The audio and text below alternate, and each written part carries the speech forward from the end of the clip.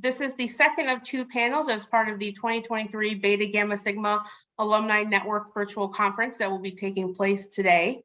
And now on to today's panel discussion. It is my pleasure to introduce Alex Waddle, the chapter president of the New Zealand Alumni chapter, to get us started. Thanks for that, Meredith.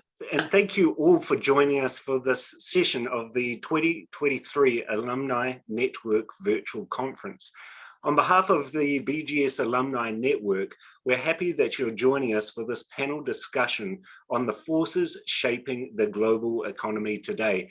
And what a timely topic this is, as things are just tumultuous around the world. So a timely topic.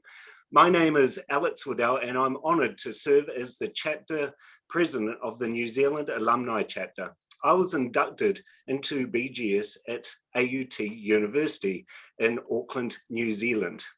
Worldwide, there are more than 30 alumni chapters and over 15 alumni networking groups that allow BGS members to connect with other members around the world. The Alumni Network provides members with unique professional development opportunities, networking events, social events, and a variety of ways to give back to our communities and local businesses, schools, and students.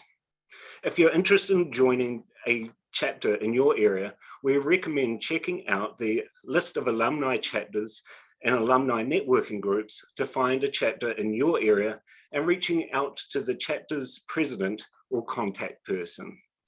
And now it's my pleasure to introduce Lauren Angelo from BGS Chicagoland Alumni Chapter, who will be serving as the moderator for the panel discussion. Welcome, Lauren. Thank you so much, Alex, and thank you all for joining us today for this important discussion surrounding our global economy. We are excited to hear from our expert panelists who join us from across the globe to share their insights on this topic. As Alex mentioned, my name is Lauren Angelo. I'll be your moderator.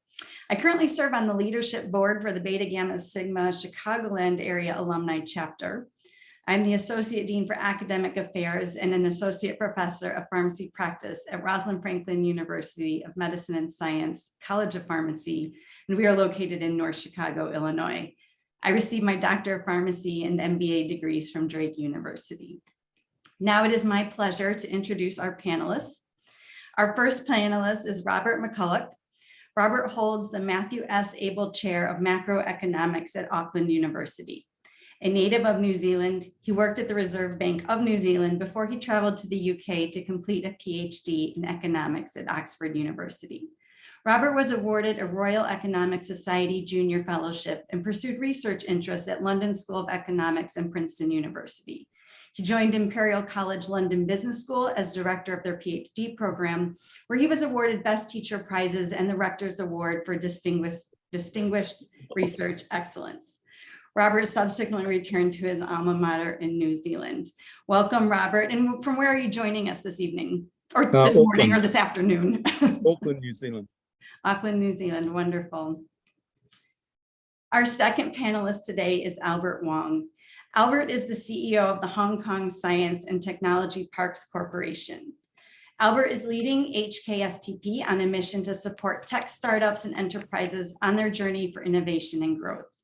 He and his team are focusing on nurturing talent, entrepreneurship, connections, and commercializing R&D into successful innovation with impact.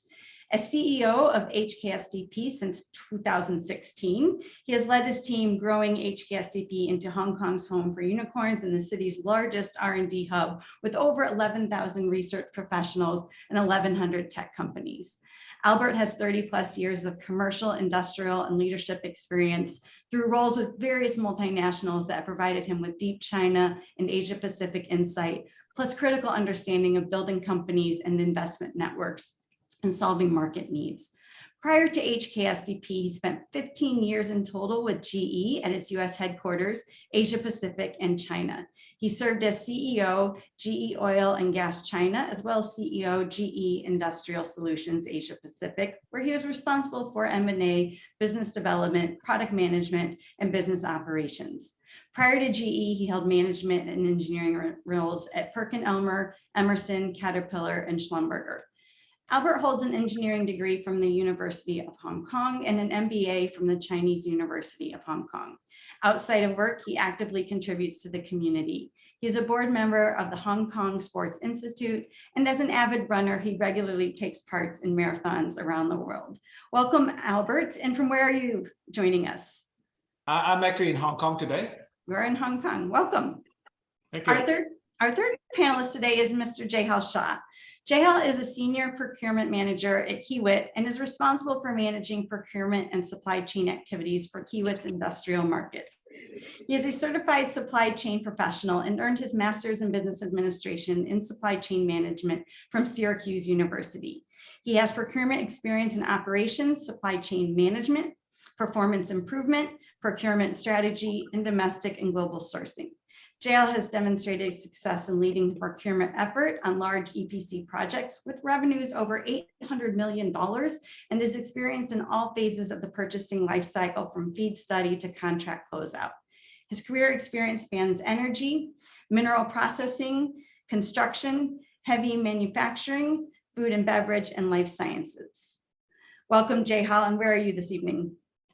Kansas City, Kansas. Kansas City. So you're on Central Time, just like Chicago. Yep. Our fourth and final panelist is Clive Broomham. Clive is a strategy and transformation leader with expertise in retail and e-commerce across the grocery and alcoholic beverage industries in Australia. Clive works with teams to develop innovative solutions to complex problems with a keen focus on delivering value for businesses and customers. With inflation increasing and uncertain economic conditions, Clive is currently helping businesses to reduce their cost base while continuing to deliver great service to customers. He is looking forward to contributing to the panel and how businesses can respond to key economic trends that are impacting customers. Welcome, Clive, and from where are you joining us? I'm joining us from Sydney, Australia today. Wonderful. Well, let's get started. My first question, Robert, is for you. What are the key indicators of an economy's performance? Well, the standard ones taught in business schools, of course, are GDP, which is the single most important one, but then also other indicators like inequality, unemployment, inflation, interest rates. Because time is short, I think it's worth particularly focusing on GDP because that's the one in the news the most. And it's also become intensely controversial because, you know, when you start the econ textbooks, they talk about things GDP misses out, environmental damage, you know, the informal economy. They're huge things that are very relevant to our lives that it doesn't include. In my own country, in New Zealand, they've tried to create alternative measures of GDP, well-being measures, quite unsuccessfully in a way, because no one can agree on them. So we're sort of back to GDP being the key indicator. And of course, much of you know, the issues in the news now are dominated by America, China, and they're the two countries with the biggest GDP. And GDP also translates into power in many different ways. So there you have it. Absolutely, thank you. And you mentioned China, so I want to turn to Albert in Hong Kong. What are the main factors affecting the global economy? I think the obvious answer would be things like interest rate. We just heard this evening that interest rate is going up, and banking and all these issues, and also geopolitics. I'm sure these are obvious answers. I'm sure everyone on this call, on this panel would have his own view. But I would like to point out another very important factor that is probably not overlooked, but in everybody's mind, but I would say technology would be a very important differentiating element affecting the global economy in the years to come.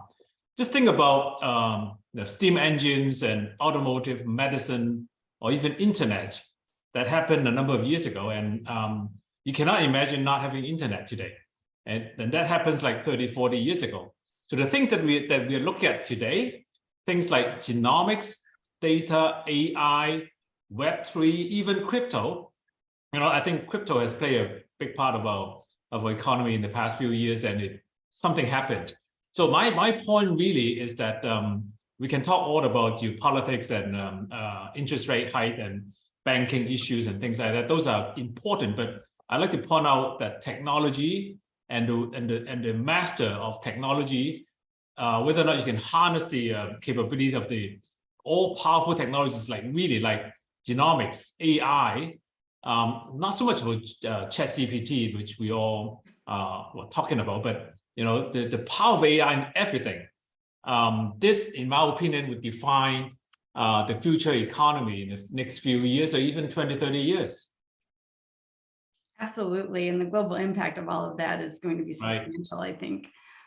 So, Jay, I'm going to turn to you for our third question. So we're talking about the global economy, and we've got some good examples of that. How does it impact us in our everyday lives? Yeah, good question, Lauren, there. So the global economy, in my opinion, has like far-reaching impacts on our daily lives, like influencing basically everything around us. Many of the products that we use in our daily lives are made in other countries, right? Not every country is self-sufficient, and they are imported into our countries, from the clothes that we wear to the electronics that we use.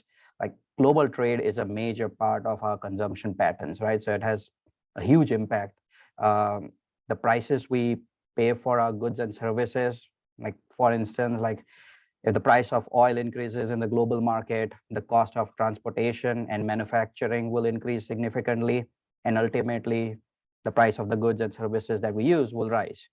I can think of job opportunities, right? When the global economy is thriving, there are more job opportunities, businesses expand and hire more employees, everybody's happy. The third thing that I can think of is access to credit or even investment opportunities, right?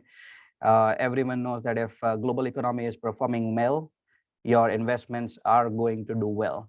My point is that when everything is interconnected, there is larger access to different types of financial instruments that are available to you that you could look into and get better at that. But then lastly, one point that is really personal to me, it's more in personal terms. I love to travel. I'm thinking like how global economy impacts tourism and travel and tourism, like changes in exchange rate and or economic stability, right, of a particular region can very quickly impact the cost and availability of travel options. So yeah, I mean, a big macro factor like impacts everybody's daily lives here. Absolutely. And Clive, I want to fold you into the conversation. Do you have other perspectives to add to that? Yeah, sure. I mean, from my perspective, I work a lot in retail, especially in food and beverage retail. And everyone has noticed the price of the basket of goods that you go in and buy, what you're actually buying, the components that make up that basket are shifting for a lot of us as prices increase, as inflation becomes a big driver. And we know that a lot of the products within that basket are, from all different parts of the globe. We see imports of lots of different products, in people's baskets. And then we see, huge increases in the underlying commodity prices as well. So, for us in Australia, we're a big beef producer. So we're the fourth largest exporter of beef in the world, behind Brazil, US, and India. And we've seen just a lower production of beef recently, which has driven up prices. And a lot of the time, the consumer's not necessarily willing to pay massive increases in prices. So that's impacting a lot of margins for business too. It's interesting just to see that, globally, we're all dealing with the same issues, it sounds like. Yeah, I mean, so one thing I would like to add here is, like Clive, you mentioned about the basket of goods here. Like in US right now, if you talk about a very basic commodity that people consume every single day is eggs, right?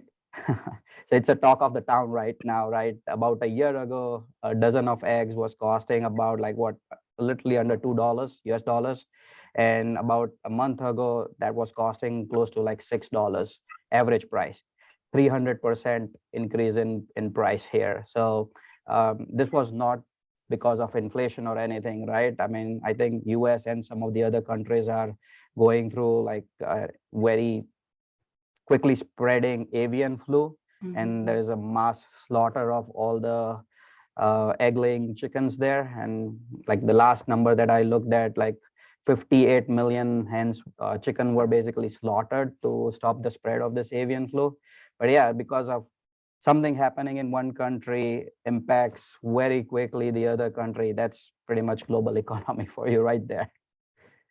Absolutely. And actually, JL, you're up for my next question, if you don't mind. Oh, of course. What are the benefits and challenges of a global economy? How does it impact both people around the world as you're discussing in individual countries? Yeah.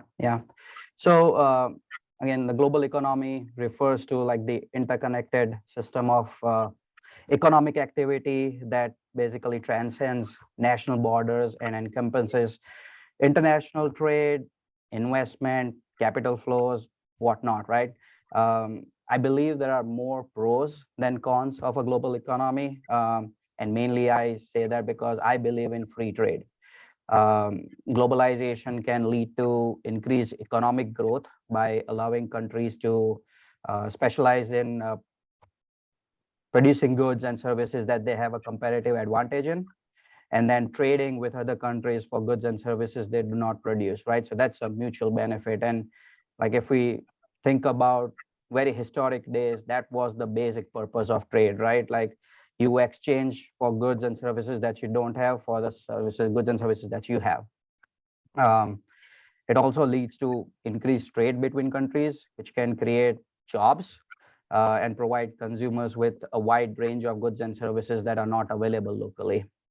It fosters more competition as businesses compete to offer better products and services at lower prices.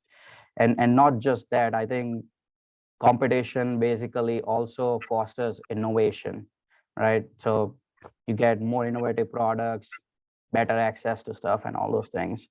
It provides businesses with access to new markets and consumers, right? Which can lead to increased profits and growth opportunities. This results in improved standard of living as the income goes up.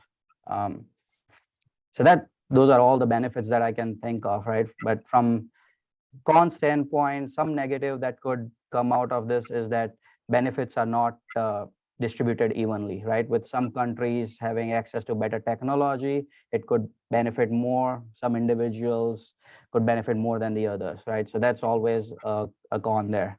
Other thing I can think of is environmental degradation, right? Companies seeking to maximize profit, exploit resources, which is often at the cost of the environment, right? And if you think about that, like a lot of times manufacturing is shifted to a third world country where there are not so many rules around environment, and the benefits goes to the developed country. And then lastly, like as I was talking earlier, right, it could increase the risk of economic instability. With the pandemic and the conflict between Russia and Ukraine, entire world is holding its breath on what is going to happen next, right? If everybody was self-sufficient, then nobody would care. But it's so intertwined right now, so interconnected that you have to watch out for all these things to figure out what the impacts are going to be on you. So, yeah. I think that's a great segue to my next question around policy. And Clive, I want to start with you, but I do ask that others on the panel, if you have things to add and other perspectives around this, please do. So Clive, how do governments craft policies that promote economic growth, both within their countries and globally? Yeah, I think there's a few different policy levers available to governments around the world. I mean, there's standard fiscal policy, monetary policy that governments employ a lot of the time. Trade policy is another one. So in terms of, there is always that big conversation around what you do with trade policy. Do you take a more protectionist stance? Do you look for more open? Do you want how, with different political parties wanting to trade in different ways? I know, and so I'll take the Australian perspective on this. We have quite a lot of protection for our dairy industry. So we've got a industry structural reform package.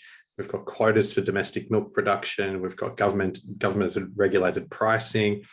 We've got tariffs on imports of up to 55% on a lot of imported dairy products.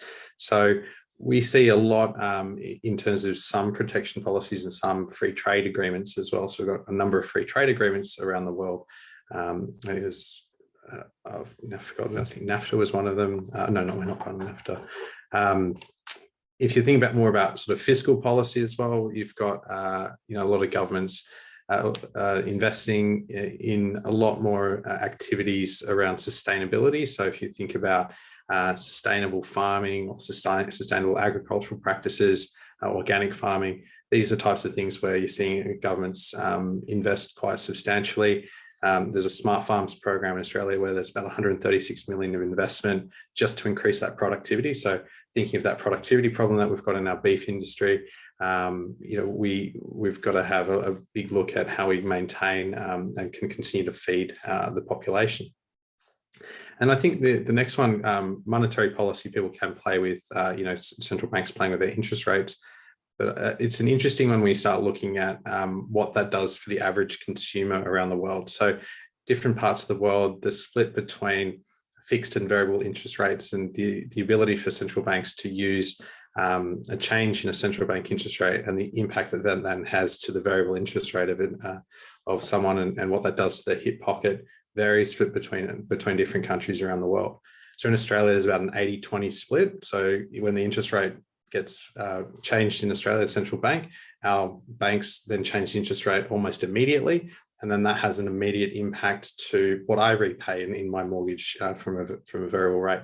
So it's about 80% of mortgages are variable rate mortgages. But if you look at somewhere like the US, it's only about 10% variable rate mortgages. So the impact of central bank interest rates to the individual consumer has a substantially different impact when it comes to that type of thing. So I think when governments are thinking about things like monetary policy, it sounds like it's a standard thing when you just talk about it in your country, but actually if you take the global context, it can be quite a different challenge.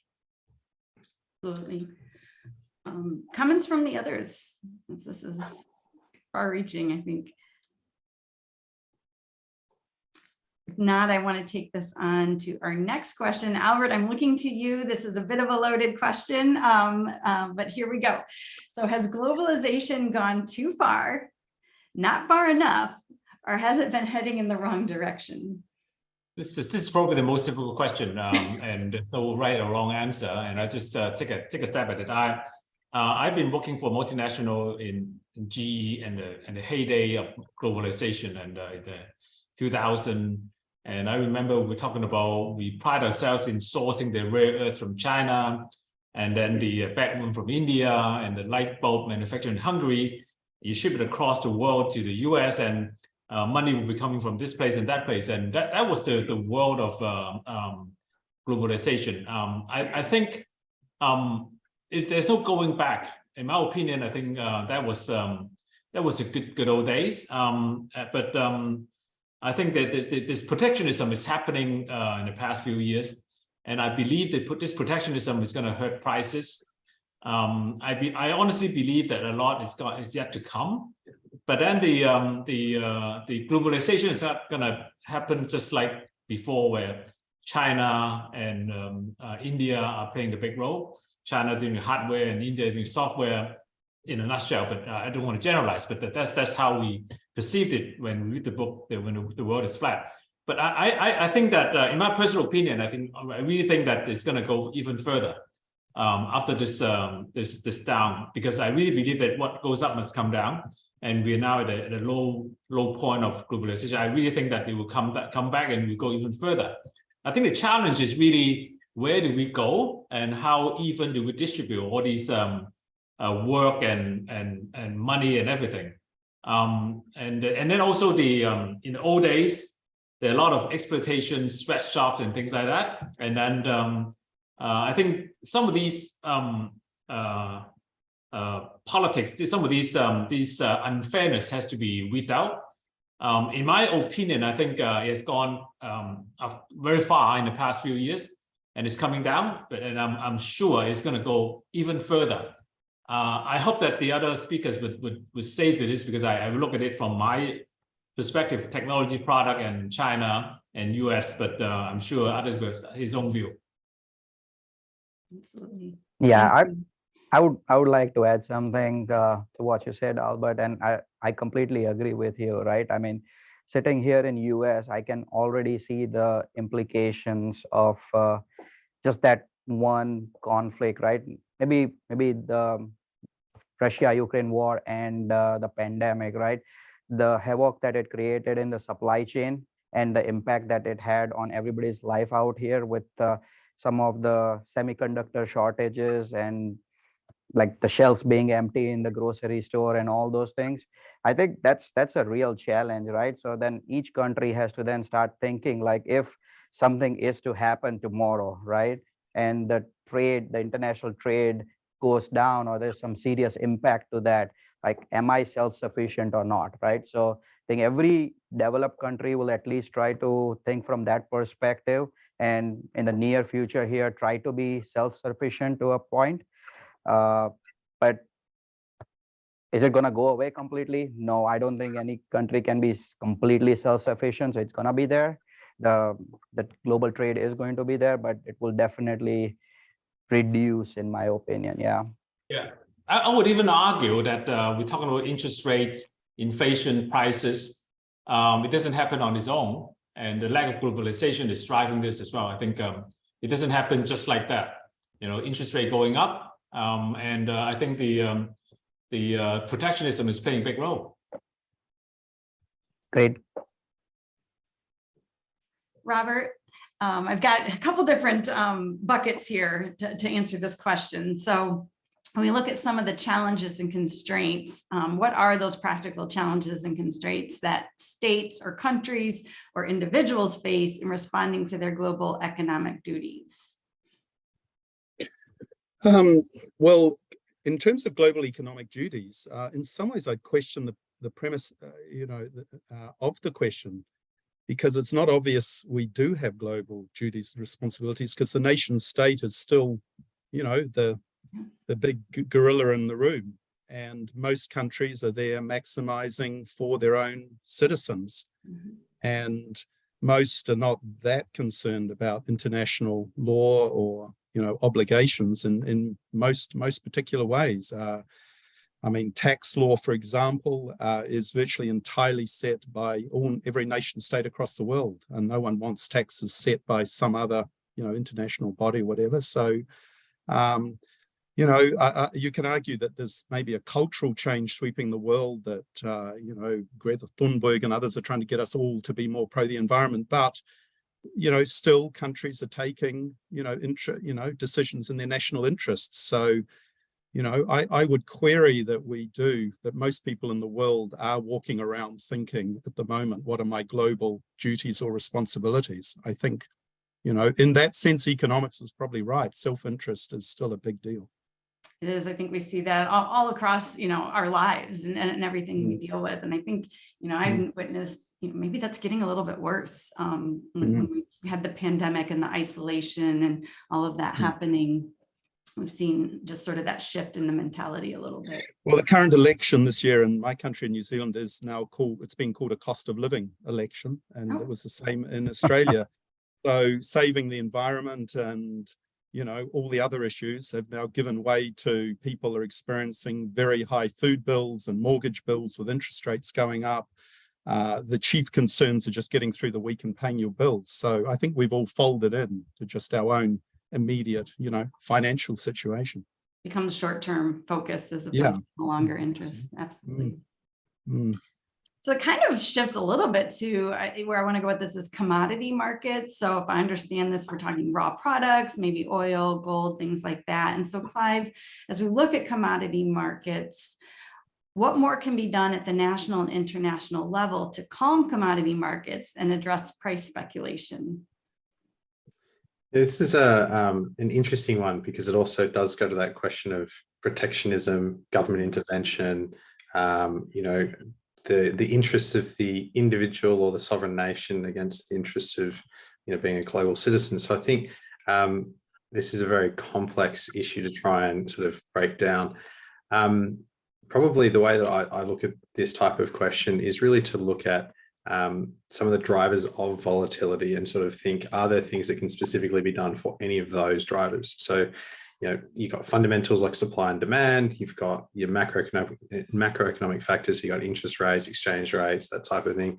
And then you've got more things like your political factors. I think of all the different conflicts that we have around the wars, the trade wars, the claiming of different parts or regions of land by different nation states, and the impact that has on whether or not people will trade with those countries or not. And then, specifically for speculation, you're looking there also at market sentiment. So are a lot of different people heading in the same direction together? Who's thinking counter to what the market's, how the market's trending, and what sort of how investors are feeling. So I think in terms of probably market fundamentals is one of the big ones to really focus on in terms of calming commodity markets, because if you've actually got, I think, from my view, if you've actually got a product where you've got the commodity to sell, then that's generally a good place to start in terms of supply. So we just heard, there's a big shortage around chickens and the impact of, bird flu and other things. Like we've got problems with droughts, floods, the impact of weather is having on a lot of the ability for us to supply just basic food products to us and for us to be able to consume. It's a huge challenge, I think. So the more that we can do around ensuring supply and getting sort of food security is a big thing. I know that even during COVID, sort of in terms of Australia is not just one big island. We've actually got a lot of islands around. Australia is thousands of islands that people live on around Australia. They're very small. Even my sister, she lives on an island with about 200 people. And it's only accessible by boat. And so, during COVID and other times, food security became a huge problem because they're not growing their own food, but, transporting those things around. So costs of energy, the ability to be able to shore up supply became a big problem, where city centres were being bombarded by people hoarding a lot of product, increased demand, supply was down. It was the perfect storm. And we had no toilet paper for a while, so that was the practicality of that one. But I think supply, putting a lot of effort on the supply side at this time, I think is where I see a lot of companies wanting to focus, and I think that's probably the big one in terms of reducing volatility and speculation. Thank you. So Robert had addressed briefly or gently scratched the surface around politics. So Albert, I'm going to turn to you around this next question. So how is the global balance of economic and political power likely to develop in the years ahead? Yeah, politics is a difficult topic. It's very complicated. I wouldn't pretend to be an expert. I saw a lot of greens on the screen. People were smiling. I think the obvious thing about this politics and economic is obvious one, the US-China tussle.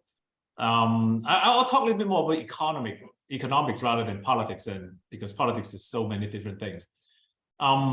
Obviously, US is the largest economy in the world, China is second largest, and by a distance. In my opinion, I believe that you're going to see more cooperation and competition between these two countries. But not to forget a lot of other big countries like India. China is a large economy because of the 1.4 billion population and the economic policy that drive the growth in the past 20-25 years.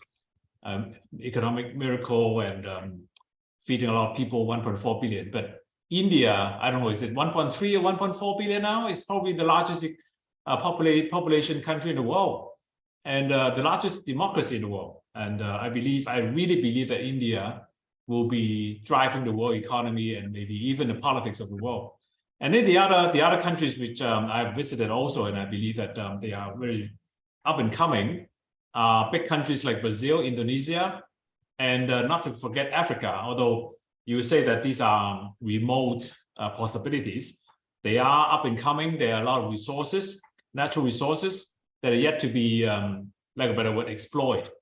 So geographically, these are the areas that I'll be looking at. But again, back to my first discussion, is that really in the next 10, 20 years, it is about who would master the latest technology, who would be able to nurture and harness the capability of technologies, including all the things I talked about, data, AI, genomics or all those things that has not happened yet, that will emerge as the next economic and political power.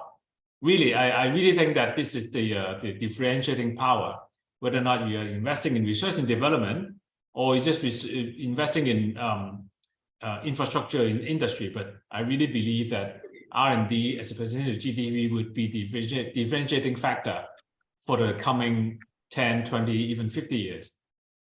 Yep, technology and innovation, right? I mean, that's what's going to drive everything. Yeah. Thank you.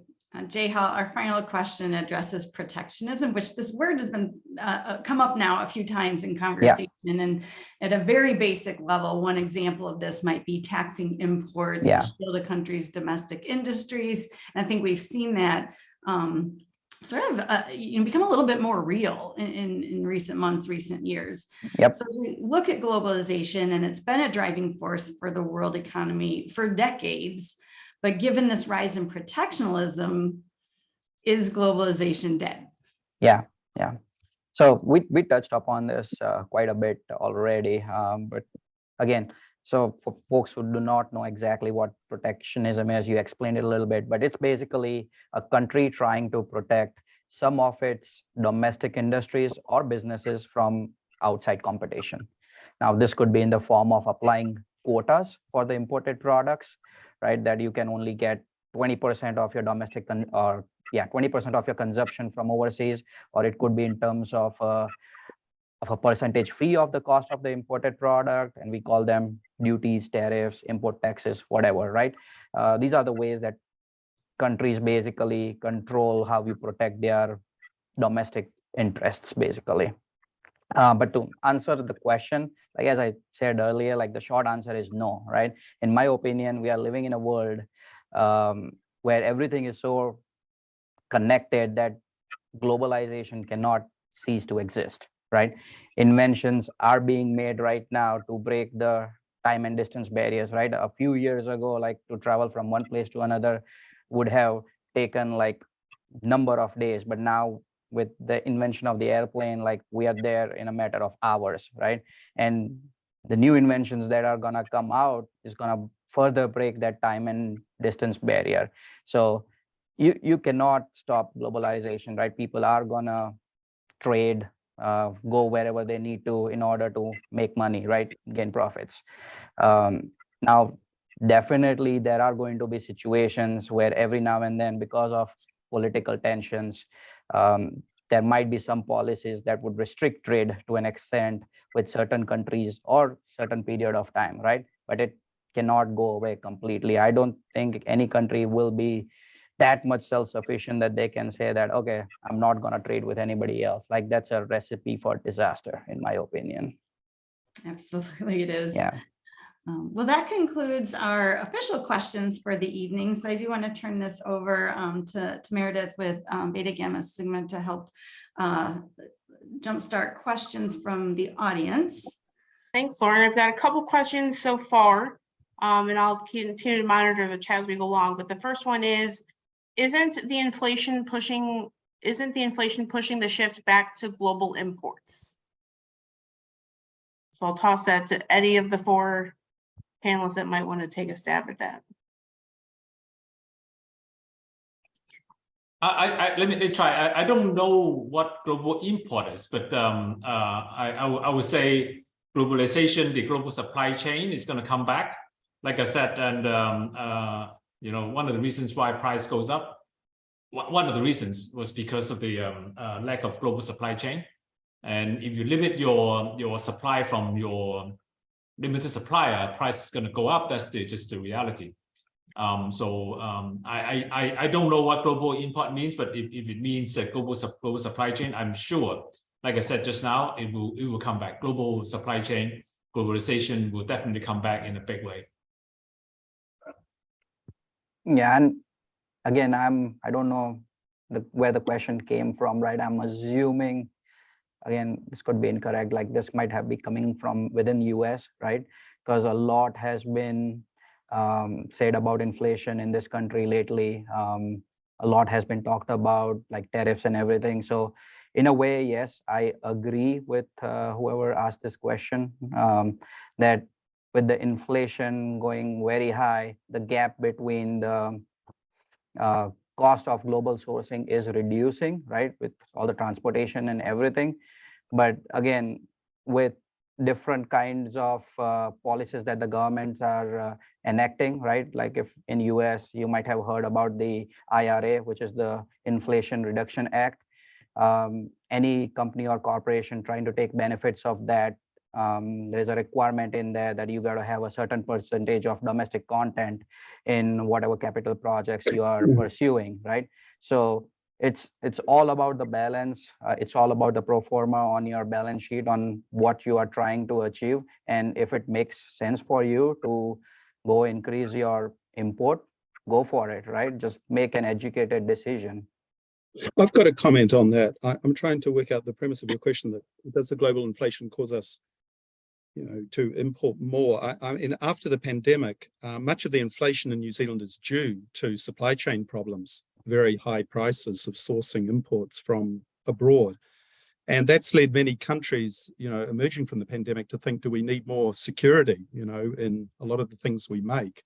So that's associated with a degree of a bit of a backlash almost against these, very complex supply chains around the world. But that's the origin of quite a bit of our inflation now in this country, is extremely high prices of imports.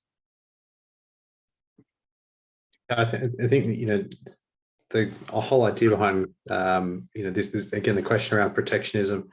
Countries like Australia don't manufacture things like cars anymore. I recently went through and purchased a new car, and I went to one car dealership, and they said that was going to be a 14-month wait for me to get that car. So global supply chains are definitely changing. I think in terms of inflation and what that does, that can have a bit of an impact. And I ended up buying a different car because I could get it faster. I could get it in 3 months. So I feel sorry for the guy trying to sell the product that he can't, sell the product he can't get his hands on, but in terms of his commission. But unfortunately, that's some of the big challenges. All right, well, we had a comment from Bill saying, I wish I could recall any time factor that had been mentioned. What I recall from about 16 years ago on US Public Radio was it takes 250,000 to protect one US job from foreign competition. Any time update to that you guys would like to comparison to today? Well, I find this amazing book by Robert Gordon, who argued that technological progress was slowing down, not speeding up. And I think, on the theme of what Albert was saying, technological progress is the big thing that drives long-run growth. And the amazing thing hitting the world economy is the productivity growth in the US has been slowing down. In Europe, it's been slowing down. And I think it's a time for great modesty in these sorts of panels and commentators, because even the best economists in the world, they don't know why. And some are blaming aging population. There are not as many young people. Everyone's sort of getting old. There's a lot of different reasons bandied about on why productivity growth has maybe been slowing. But that seems the great issue of our age, how to speed up the dynamism of the world economy. When I did economics, I was taught there's no way countries that were like one-party countries like Singapore, China, Dubai could ever have technological progress or grow fast. Well, they boomed.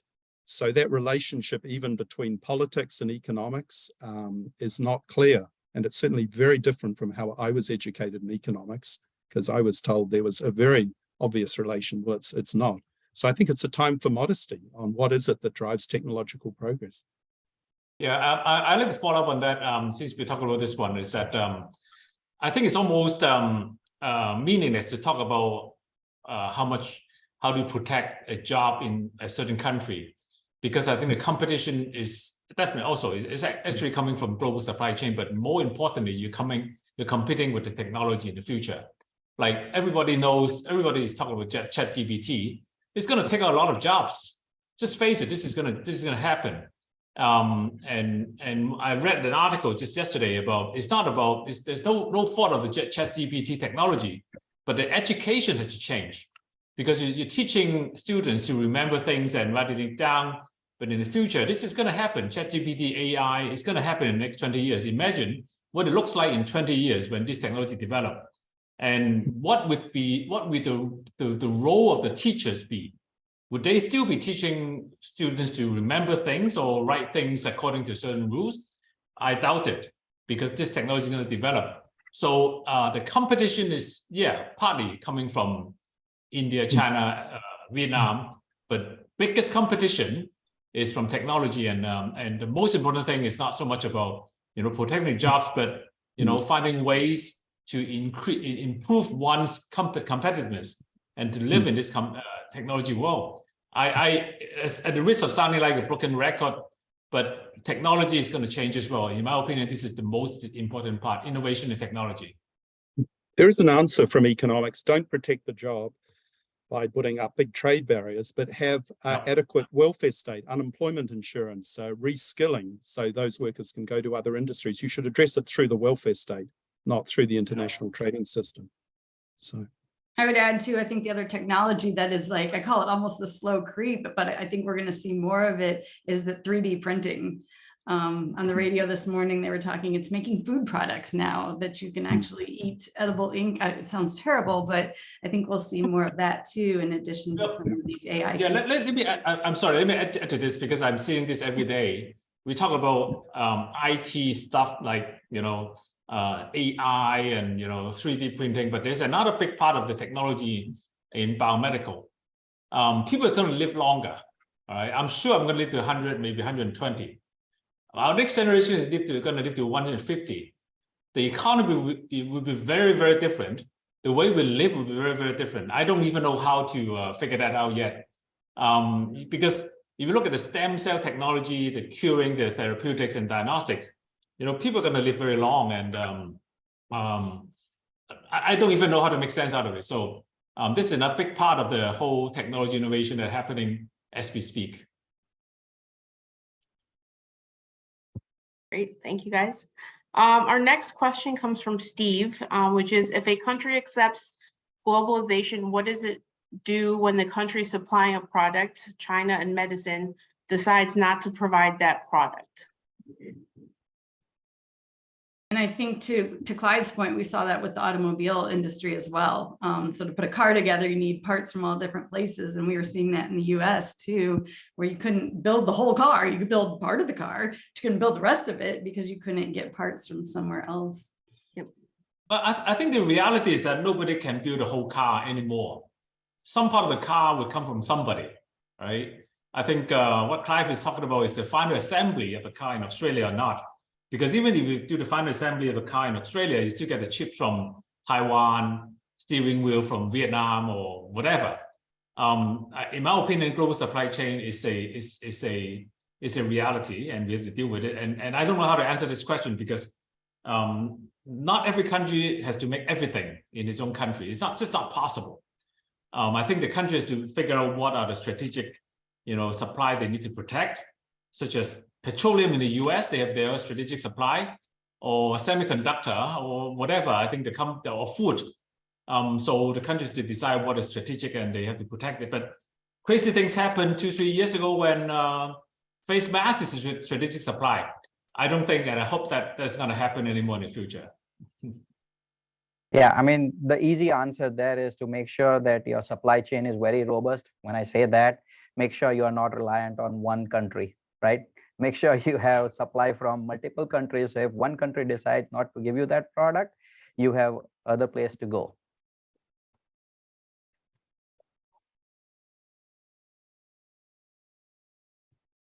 All right, well, our next question is about ChatGPT 3. They said the same thing about computers in 2000s. We're all going to evolve through these types of technology to use as part of everyday life, yet certain jobs will be impacted, but others will be created. Thoughts? yeah, true. Creative destruction. It's the oldest thing. Yeah, thousands. Practically every industry we have today was unimaginable 100 years ago. And most of the jobs people were doing 100 years ago, they aren't doing. So that's right. Yeah. All right. I know, Albert, you had touched on Africa earlier, so I'll throw out this question for you. Well, for the group, but I'll start, Albert, with you.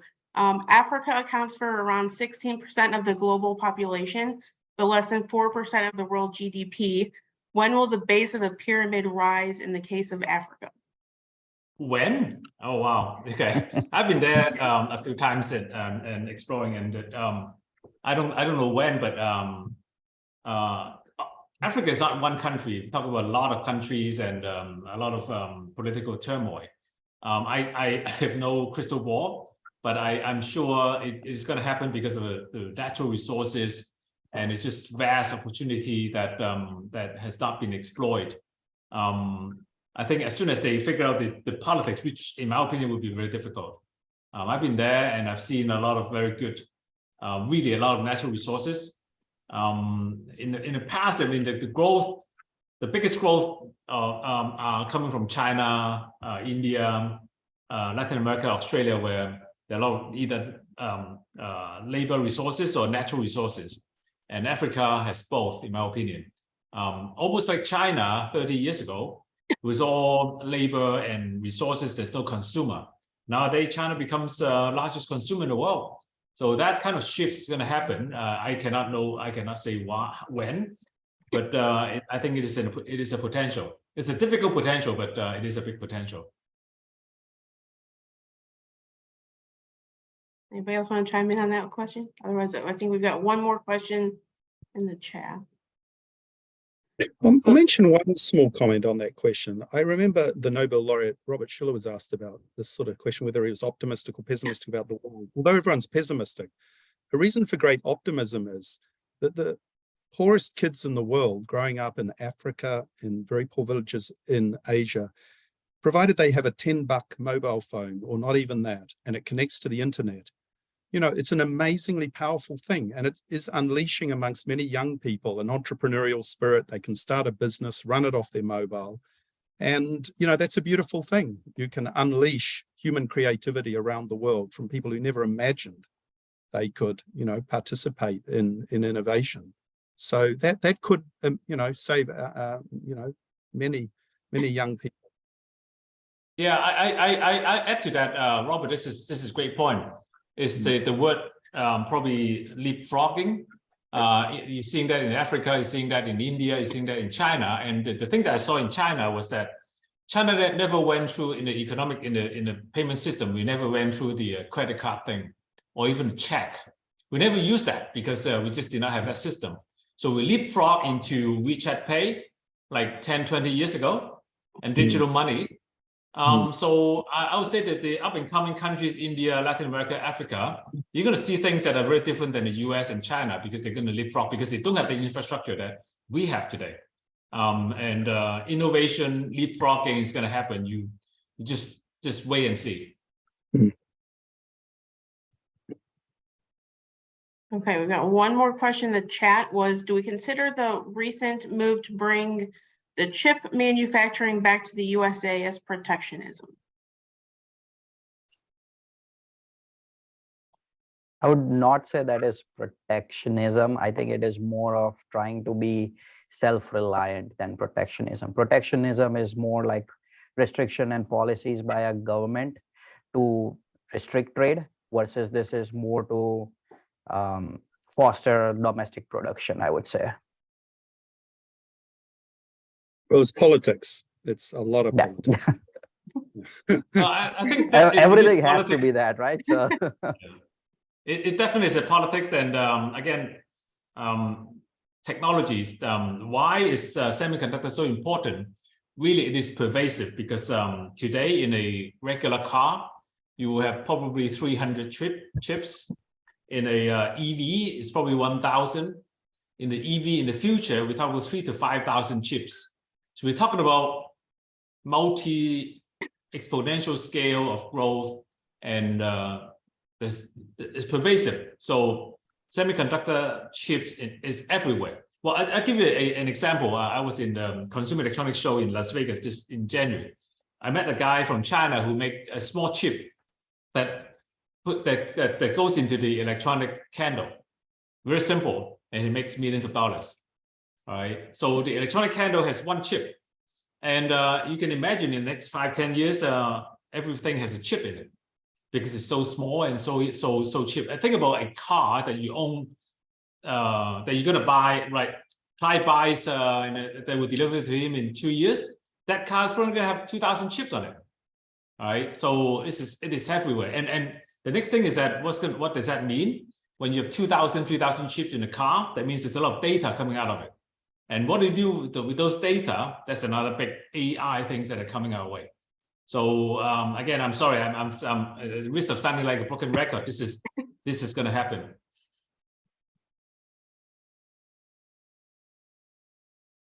Albert, broken records are a thing of the past now, so we have to Yeah, that too. leapfrog into something else. That too. All right, well, those are all the questions, unless there are any other last minute questions that one of our guests would like to throw out to our panelists. Otherwise, we'll wrap it up and say thank you very much to Robert, Jahal, Clive, and Albert for joining us, Lauren and Alex for moderating. We really appreciate all of your thoughtful and insightful conversation and feedback and answers to all the questions today and taking the time out of your busy schedules to join us. So, and thank you to all those that are attending. We appreciate you joining us. And we look forward to having you at another Alumni Network event in the future.